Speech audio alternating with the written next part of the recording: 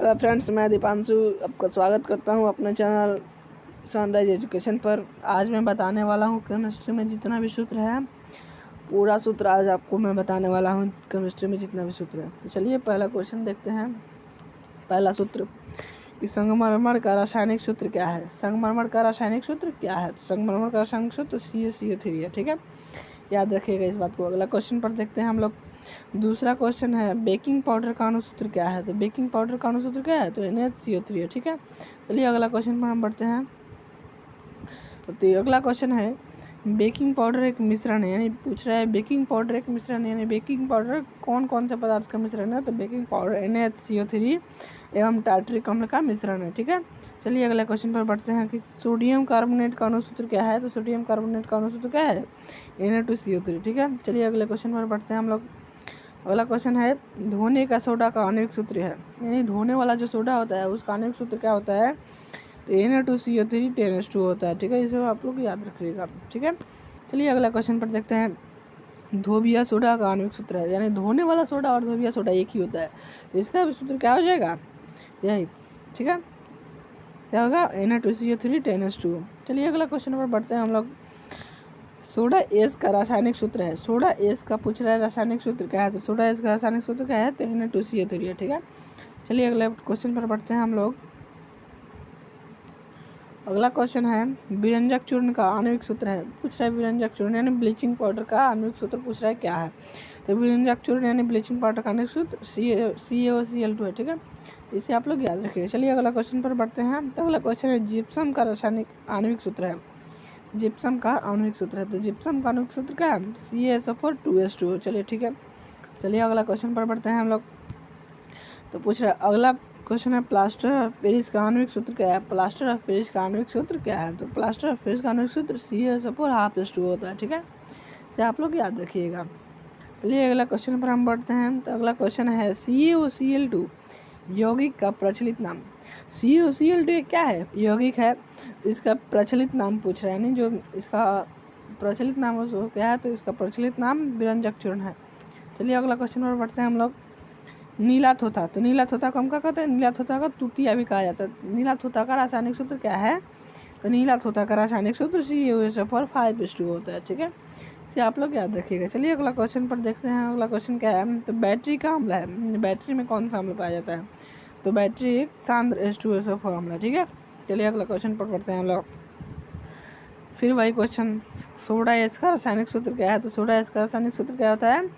NO2CO3 सिर्फ। ठीक है, चलिए अगला क्वेश्चन पर पढ़ते हैं।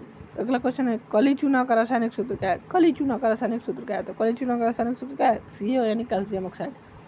चलिए अगला क्वेश्चन पर बढ़ते हैं। पूछ रहा है बूझा हुआ चूना कौन सा है। में बूझा हुआ चूना कौन सा है? तो इनमें बूझा हुआ चूना CaOH2 होता है, CaOH2। ठीक है, चलिए अगला क्वेश्चन पर देखते हैं।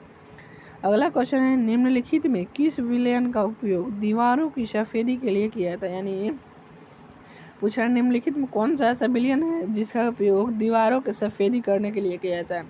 तो कौन सा है? CaOH2। ठीक है, चलिए अगला क्वेश्चन पर बढ़ते हैं हम लोग। अगला क्वेश्चन है नमक का रासायनिक सूत्र कौन है। नमक का तो सिंपल है, नमक का रासायनिक सूत्र क्या है? तो NaCl है। ठीक है, चलिए अगला क्वेश्चन है आयोडीन युक्त नमक है। आयोडीन युक्त नमक है, तो आयोडीन युक्त नमक इनमें कौन है? तो A और दोनों A और B दोनों, A और B। यहाँ पर देखिएगा, यहाँ पर B छूट गया है। यहाँ पर क्या हो गया है? B छूट गया है, इसे आप लोग बना लीजिएगा। यहाँ पर B यानी A और B दोनों होगा। ठीक है, इसे आप लोग याद रखिएगा, A और B दोनों। चलिए अगला क्वेश्चन पर चलते हैं। अगला क्वेश्चन है उभयधर्मी ऑक्साइड का एक उदाहरण है। तो उभयधर्मी ऑक्साइड का उदाहरण पूछ रहा है। तो उभयधर्मी ऑक्साइड का उदाहरण क्या हो जाएगा? Al2O3। ठीक है, चलिए अगला क्वेश्चन पर बढ़ते हैं हम लोग। पूछ रहा है Al2O3 का एक ऑक्साइड है। तो अभी हम पिछला क्वेश्चन पढ़े जी, क्या पढ़े?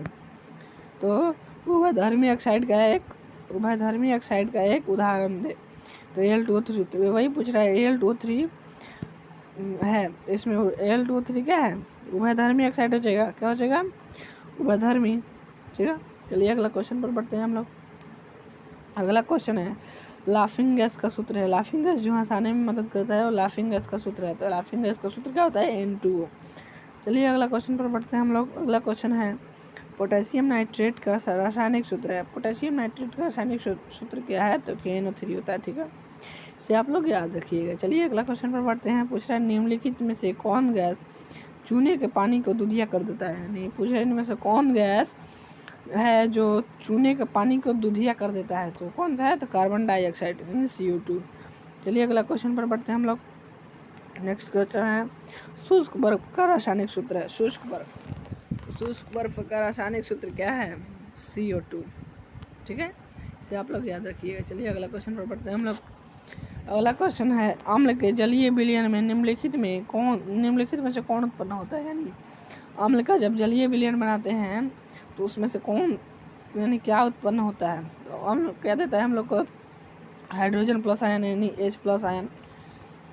ठीक है, चलिए अगला क्वेश्चन पर बढ़ते हैं। तो अगला क्वेश्चन है क्षार के जलीय विलयन में निम्नलिखित में से कौन उत्पन्न होता है? यानी अब उस समय अम्ल का पूछा है तो अम्ल में हाइड्रोजन प्लस आयन और क्षार में हाइड्रोक्साइड आयन यानी OH-। ठीक है, चलिए अगला क्वेश्चन पर बढ़ते हैं हम लोग। अगला क्वेश्चन है निम्नांकित में से कौन सा आयन लाल लिटमस पत्र को नीला कर सकता है? इसका सही आंसर क्या होगा? OH-। OH- किस में होता है? तो क्षार में। यानी क्षार जो होता है वो लाल लिटमस पत्र को नीला कर देता है। यानी क्षार क्या होता है? OH- होता है। इसका आंसर क्या हो जाएगा? OH-। ठीक है, चलिए अगला क्वेश्चन पर बढ़ते हैं। अगला क्वेश्चन है निम्नांकित में से कौन सा आयन नीला लिटमस पत्र को लाल कर देता है? तो नीला यानी हाइड्रोजन प्लस आयन किस में होता है? तो अम्ल में होता है। यानी अम्ल जो होता है वह नीला लिटमस पत्र को लाल कर सकता है। चलिए अगला क्वेश्चन है प्रयोगशाला में संश्लेषित पहला कार्बनिक यौगिक है। यानी प्रयोगशाला यानी लैब में जो पहला संश्लेषित कार्बनिक यौगिक बना वह कौन सा है? तो वह हो जाएगा NHCONH2। ठीक है, चलिए अगला क्वेश्चन पर बढ़ते हैं। अगला क्वेश्चन है सल्फ्यूरिक अम्ल का अनुसूत्र है। तो सल्फ्यूरिक अम्ल का अनुसूत्र क्या है? H2SO4। ठीक है, चलिए अगला क्वेश्चन पर बढ़ते हैं। अगला क्वेश्चन है -OH का क्रियाशील मूलक को क्या कहते हैं? इसका अल्कोहल बोलते हैं। क्या बोलते हैं? अल्कोहल। चलिए अगले क्वेश्चन पर बढ़ते हैं। बोला है CHO किस क्रियाशील मूलक को कहते हैं? तो CHO किस क्रियाशील मूलक को कहते हैं? तो एल्डिहाइड मूलक। कौन सा? एल्डिहाइड मूलक। चलिए अगला क्वेश्चन पर बढ़ते हैं। COOH किस क्रियाशील मूलक को कहते हैं? तो यह कार्बोक्सिलिक मूलक को कहते हैं। ठीक है, चलिए अगला क्वेश्चन पर बढ़ते हैं हम लोग। अगला क्वेश्चन है निम्नलिखित में से कौन सा बेंजीन का सूत्र है? बेंजीन का सूत्र क्या है? तो C6H6। इसमें से एक और क्वेश्चन पूछता है कि इस बेंजीन का सरल सूत्र क्या है? तो C6। इसका सामान्य सूत्र होता है C6H6। इसमें से जब आप कॉमन ले लीजिएगा 6 तो क्या बचेगा? CH बचेगा। यानी इसका सरल सूत्र क्या होगा? CH। तो पूछेगा, जब भी पूछेगा कि बेंजीन का सरल सूत्र क्या है तो CH हो जाएगा। क्या हो जाएगा? तो CH हो जाएगा। इसे आप लोग याद रखिएगा। चलिए अगला क्वेश्चन पर बढ़ते हैं हम लोग। निम्नलिखित में से कौन सा एरोमेटिक हाइड्रोकार्बन है? यानी इनमें कौन एरोमेटिक हाइड्रोकार्बन है? तो C6H6 यानी बेंजीन है। ठीक है, चलिए अगला क्वेश्चन है चीनी का रासायनिक सूत्र क्या है? चीनी का रासायनिक सूत्र क्या है? C12H22O11। ठीक है, चलिए अगला क्वेश्चन पर बढ़ते हैं हम लोग। अगला क्वेश्चन है ग्लूकोज का रासायनिक सूत्र क्या है? तो ग्लूकोज का रासायनिक सूत्र क्या होता है? C6H12O6। चलिए अगला क्वेश्चन पर बढ़ते हैं हम लोग। अगला क्वेश्चन है इथाइल अल्कोहल का अनुसूत्र क्या होता है? यानी इथाइल अल्कोहल जो होता है उसका अनुसूत्र क्या होता है? तो उसका अनुसूत्र C2H5OH होता है। ठीक है, चलिए आप लोग याद रखिएगा। अगला क्वेश्चन है CnH2n+2 किसका सामान्य सूत्र है? तो CnH2n+2 एल्केन का सामान्य सूत्र है। ठीक है, इसे आप लोग याद रखिएगा। चलिए अगला क्वेश्चन है CnH2n किसका सामान्य सूत्र है? तो CnH2n एल्कीन का सामान्य सूत्र है। चलिए अगला क्वेश्चन है, अगला लास्ट कह रहा है CnH2n-2 किसका सामान्य सूत्र है? तो किसका है? तो अल्काइन का। किसका? अल्काइन का। चलिए यहाँ तक मैं आशा करता हूँ कि आपको ये वीडियो पसंद आया होगा। अगर पसंद आया होगा तो इस चैनल को लाइक कीजिएगा, सब्सक्राइब कीजिएगा और शेयर कीजिएगा, अपने तमाम दोस्तों में शेयर कीजिएगा। चलिए, धन्यवाद।